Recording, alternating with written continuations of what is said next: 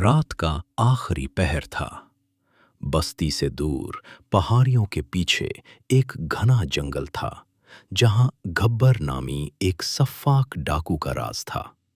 वो जितना ताकतवर था, उतना ही बेरहम भी।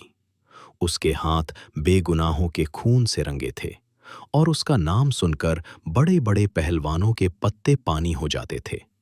उसका ईमान सिर्फ दौलत और ताकत पर था। हालांकि वो पैदाइशी मुसलमान था, मगर कलिमा उसे सिर्फ ज़बान तक याद था। दिल उसका पत्थर हो चुका था। उसी रात उस खौफनाक जंगल के रास्ते से एक ज़ईफ बुजुर्ग गुजर रहे थे। सफ़ेद दाढ़ी, चेहरे पर गज़ब का नूर, हाथ में तस्बीह और ज़बान पर अल्लाह का ज़िक्र। ये उस ज़माने के मशहूर वली अल्लाह हज़रत सूफियान थे।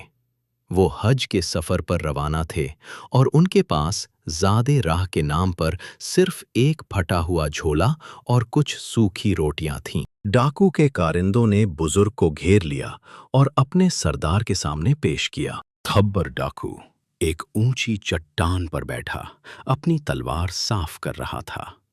जब उसने एक निहत्थे और बूढ़े मुसाफिर को देखा, तो कहकहा लगाकर बोला, बाबा जी, आपको अपनी जान प्यारी नहीं?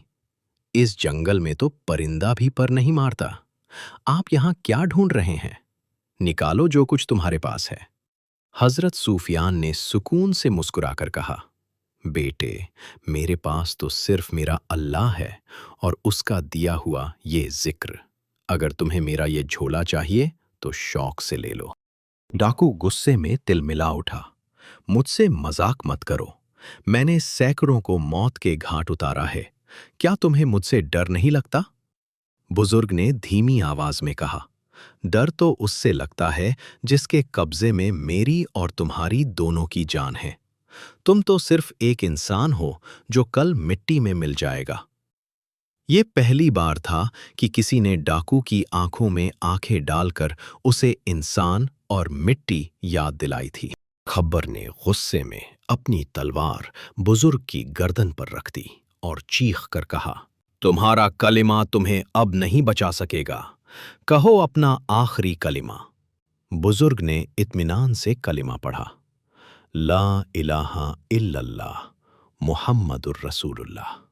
फिर फरमाया, बेटे, ये कलिमा बचाने के लिए नहीं, जिंदगी संवारने के लिए है। क्या तुमने कभी सोचा कि तुम ये सब क्यों कर रहे हो? जब तुम अल्लाह के सामने खड़े होगे तो क्या जवाब दोगे? डाकू के हाथ कांपने लगे। बुजुर्ग की आवाज में ऐसी कशिश थी कि उसके अंदर का सोया हुआ इंसान जागने लगा। बुजुर्ग ने आगे बढ़कर उसके कंधे पर हाथ रखा और कहा, तुम्हारा रब बहुत गफूर रहीम है। वो तुम्हारे पहाड़ जैसे गुनाहों को एक आंसू के बदले माफ कर सकता है। डाकू की आंखों में अचानक नमी आ गई। बरसों की सख्ती एक पल में पिघलने लगी। उसने अपनी तलवार जमीन पर फेंक दी और बुजुर्ग के कदमों में गिर गया। बाबा जी, मैं बहुत बड़ा गुनहगार हूं। क्या अल्लाह मुझ जैसे को भी माफ करेगा? मैंने माँओं को रुलाया है, यतीमों का हक मारा है। हजरत सूफियान ने उसे उठाया और सीने से लगा लिया और फरमाया, बेटे, अल्लाह का दरवाज़ा कभी बंद नहीं होता। सच्ची तौबा वही है जो इंसान को दोबारा गुनाह की तरफ न जाने दे।